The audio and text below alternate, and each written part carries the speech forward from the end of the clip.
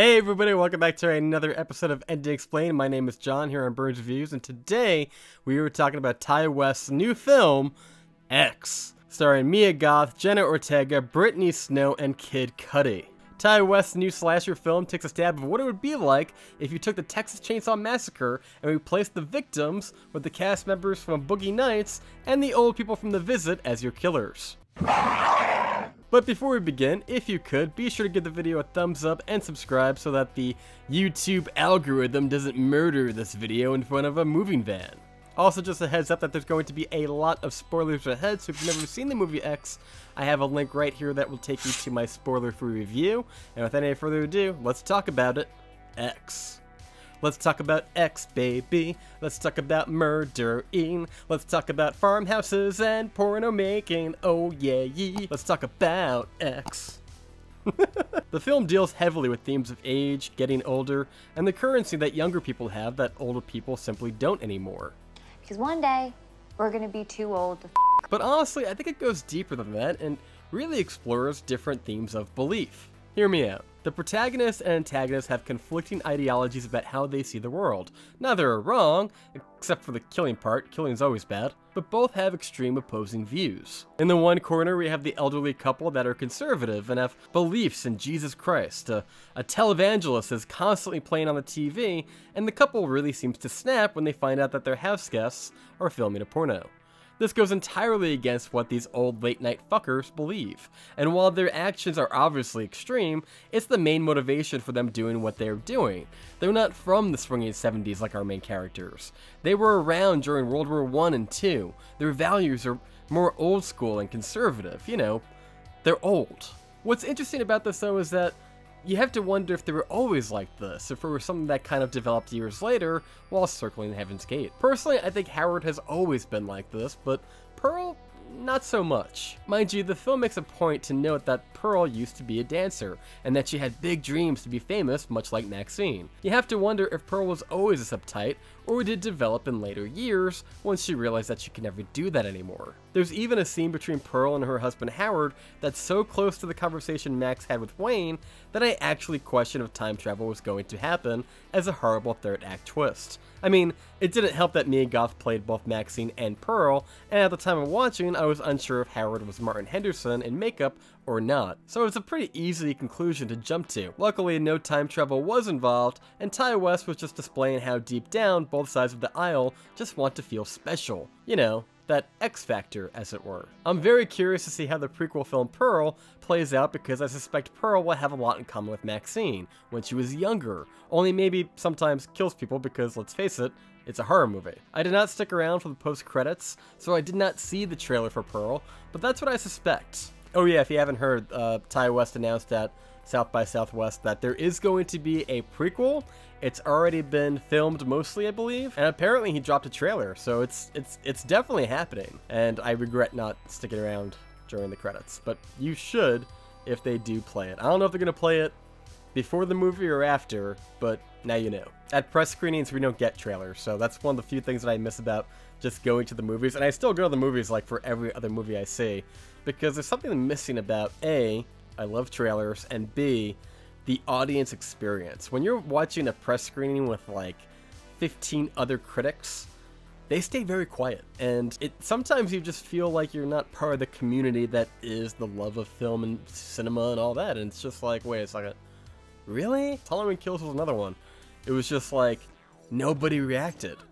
And then I saw it again for a fan screening, and people were so into it, and it was so much more fun. But going back to the beliefs and convictions, in the other corner you have our filmmakers and cast members, liberal, laid back, and not really concerned with how outsiders view them. They're just living their best lives. There's a pivotal scene in the film where Jenna Ortega, who plays Lorraine, aka Church Mouse, asks Wayne how is he comfortable with Jackson filming a scene with Maxine despite them being engaged, to which Wayne says it's only business when the cameras are rolling and doesn't see it as cheating. Bobby Lynn backs this up by essentially saying that you're only young once, and you might as well enjoy your life before you get too old and can't enjoy the things that you once did. So we have two camps here. On the one side, we have the religious right, the old school, the conservative, the be a good little boy or girl and someday you will be granted into the kingdom of heaven.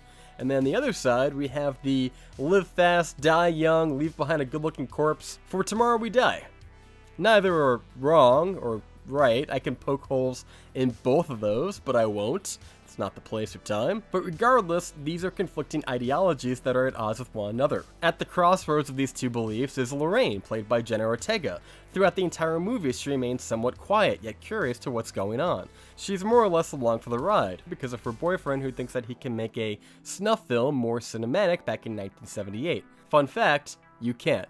When researching the movie, I watched just the trailer for the real-life film titled The Farmer's Daughter, and oh my god, is it terribly shot. The shots they show in the trailer are pretty pornographic, and I was surprised at what qualified for porn back in the day. By today's standards, it's pretty awful. Sorry, RJ, you're just about 30 years too early to try and make this kind of stuff cinematic, but come back in 30 years, the people at HBO will love you. So after Jackson and Bobby Lynn sing Landslide by Fleetwood Mac, Church Mouse has a revelation.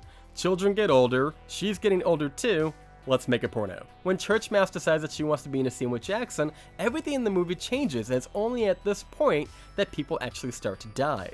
It's almost like Jenna Ortega was a floodgate that was stopping the dam from collapsing. The one pure soul in the eyes of her killers that were stopping the murders from happening. I mean, hell, there's even a shot of her taking off her golden cross before filming the scene with Jackson. If that's not a visual metaphor for what's about to come, I don't know what is. From that point, they all die by order of first gender and then likability. Starting with RJ, who stupidly tries to leave them there because he's all butthurt that his girlfriend got railed by a well-endowed porn star, Jackson Hole. I'm not kidding. His name is Jackson Hole.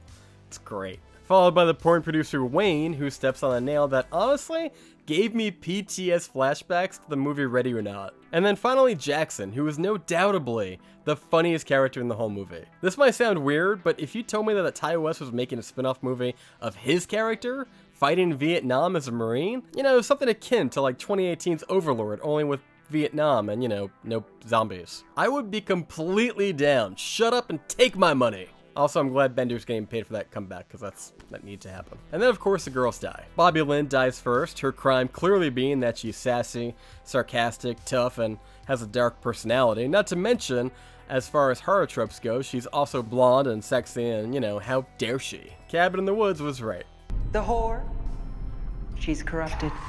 She dies first. Leaving us with just Lorraine and Maxine. I think traditionally speaking, in an old school horror movie, Maxine would be the next one to be killed, leaving our curious church mouse to be our cliched final girl. However, the filmmakers do a misdirect and kill her off first. Which honestly, I'm fine with. I mean, after all, she did break the first rule of surviving a horror movie. And also, it makes a lot of sense when you consider that it's unclear whether or not Pearl actually wanted to kill Maxine or not. She clearly had an opportunity to kill her in bed, but chose not to for reasons that are not entirely clear to the audience. The closest that we can figure is that she had a certain kin to her because it reminded her a lot of herself when she was younger. Or maybe she knew that she was the missing little girl from the church video. I don't think so. I think that was more for us, the audience, but you never know. This part is a little bit open-ended, to say the least. In a nutshell, though, Maxine is the final girl, more because of Pearl's actions and less because of her characterization. Now, don't get me wrong, Ty West's X is not the first film to lean into cliched horror movie tropes, but ever since Scream came out in '96,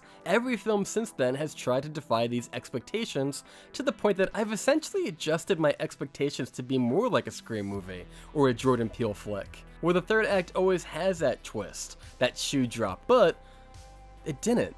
It just felt like an homage to an old school horror thriller that didn't try to reinvent the wheel, which in turn actually made the movie feel more fresh. It came all the way around and did a 360, and I love that. I was taking a look at the press kit and I found this. Hovering on the periphery of the production are the filmmaker's hosts, elderly Cankers Howard, a World War I and II veteran, and his voyeuristic wife Pearl, played by Mia Goth in an unexpected second role, unrecognizable in makeup and prosthetics, who becomes obsessed with Maxine after noticing a nostalgic resemblance when watching her mount and ride Jackson during the porn shoot. Mia Goth said, "Pearl is very eccentric and very naive because she's sheltered, having lived on this farm for her entire life. Howard has always loved her so intensely, being her anchor in so many ways, while Pearl has never had to grow up. She's floating throughout life, and she's stuck inside her head and her memories.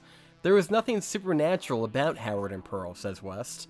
"Cinematically, they may be treated a little bit like monsters in a monster movie, but the villains in this movie are really just people. Mia Goth added, I definitely empathize with Howard and Pearl. They are victims of their environment and the time period in which they are from, which shaped them. I feel for anyone who believes they didn't have an opportunity to live life on their own terms. So there you have it, that's the movie X. It's all about sticking to your convictions and getting old. Most horror stories utilize the well-worn adage of good versus evil, with the virtuous and virginal pitted against the malevolent person, group, or force that has mischief and dark deeds as their main goal. But X subverts those expectations, making Maxine the final girl, the dark horse that no one expects to live. I mean, after all, it's only halfway through the film that she's nearly eaten by an alligator and is completely oblivious to the fact after. In fact, I'm pretty convinced that if Pearl didn't have an affection for Maxine, that she would have died in that scene with the bed. I also suspect that the murders are a byproduct of a dysfunctional marriage. We don't spend a lot of time with Pearl and Howard, but we do know that Pearl is voyeuristic and